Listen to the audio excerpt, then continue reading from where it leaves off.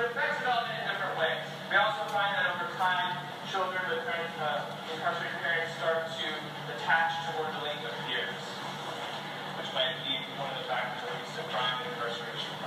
All right, let's expand the scope further. A lot of the community effects will be not really felony convictions so much as prison effects. What happens to communities? What are the collateral consequences, maybe invisible punishments, that happen to communities because of the correction system? This question has really become popular because of mass incarceration. 30 or 40 years ago, people would only assume that incarcerated criminal offenders, because we didn't do it so much, but when we did do it, we would only assume that there's only good things as far as communities go. You're removing a dangerous person from the community. We still do that. We remove violent offenders from communities and neighborhoods. Yes, that's great. But overall, we remove a lot of people. It's kind of a blunt instrument. And so now people are starting to wonder what happens to communities over time when a lot of people are incarcerated out of those communities. So what happens? Not necessarily back to society. Okay. Yeah. So mass incarceration means mass prisoner reentry. Just break. That's a good tattoo. That's a good bumper sticker. Mass incarceration means mass prisoner reentry. You can't have one without the other. Because we have mass incarceration that's developed over the past 30 or 40 years, this question, a lot because of all the people coming back to communities after spending time in prison, a lot of nonviolent drug offenders, people who, in your community, if someone is arrested for maybe a drug use crime or convicted of a drug use crime or a drug use felony, I'm not sure how often there's a sense of, ooh, we got that violent or that dangerous offender out here. Maybe sometimes that they all are actually violent or members of the drug market, but not all the time. Probably less so than actually much of the violent offenders. For communities, then what happens when all these offenders come back? Well, you have a large subpopulation in the community, especially because a lot of offenders return to a very small number of communities. There's a very small number of communities, say in Florida, that bear the brunt of prisoner reentry. They come back and unemployment rates go up over time in that community.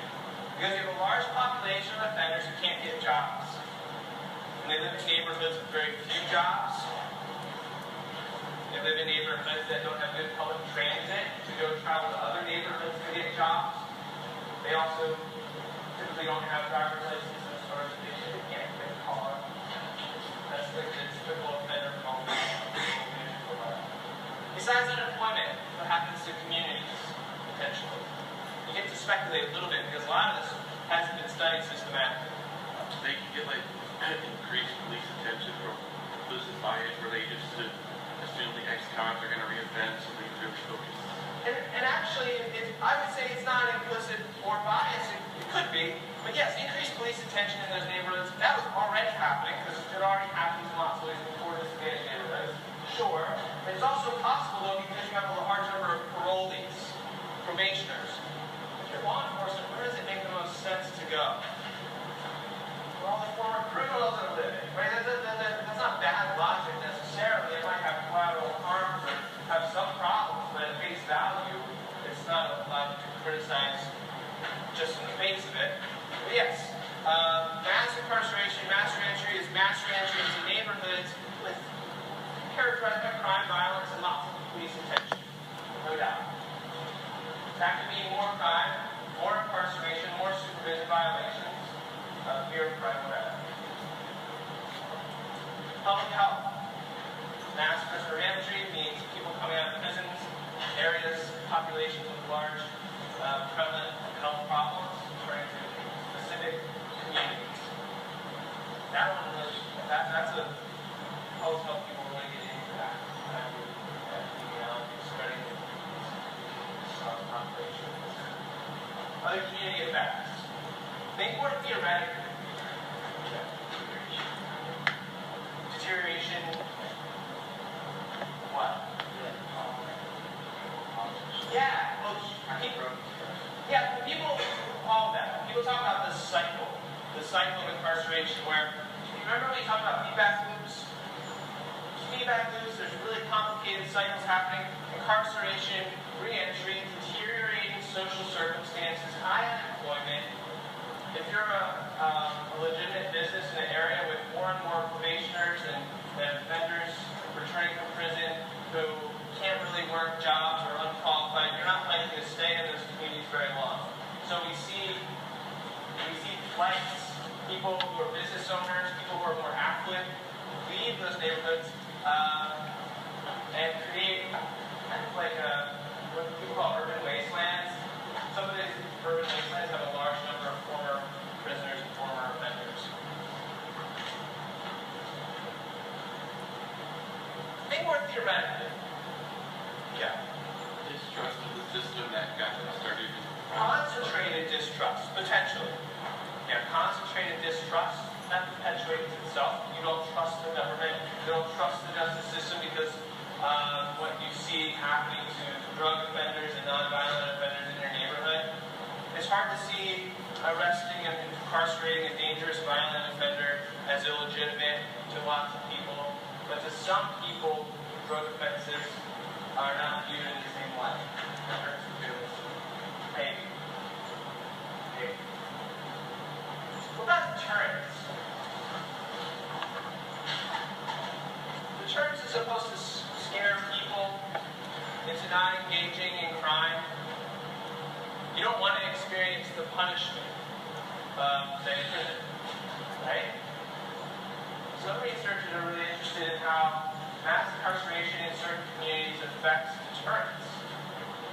So they asked the question, if more and more members of our population have had experiences in jails, on probation, in prison, does saying incarceration lose its bite?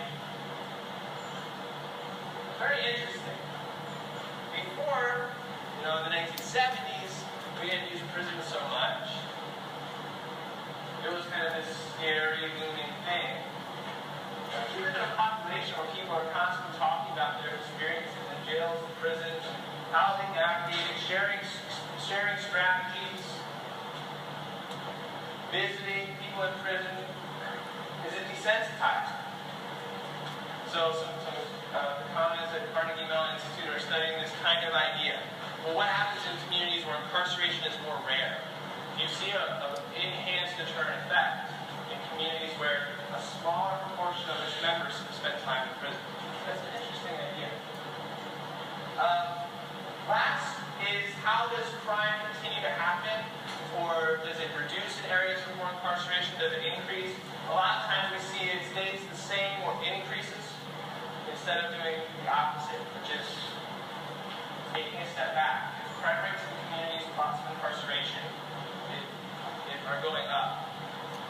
This is bad for the corrections system, for the justice system.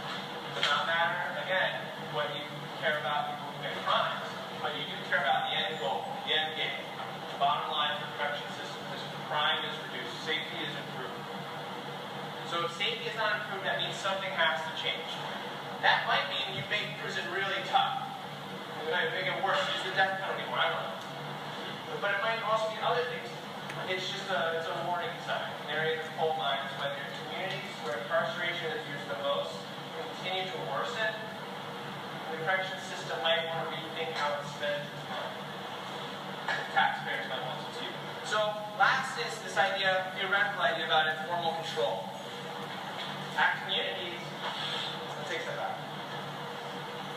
What's informal social control?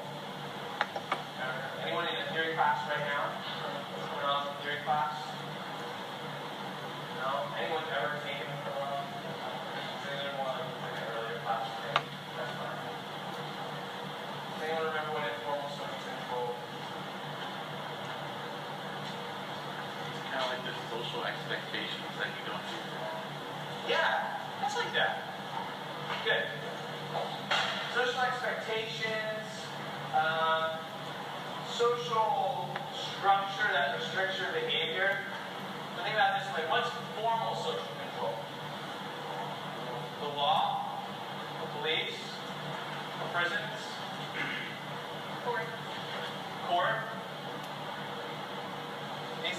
formal actors, these formal systems. That's formal social control.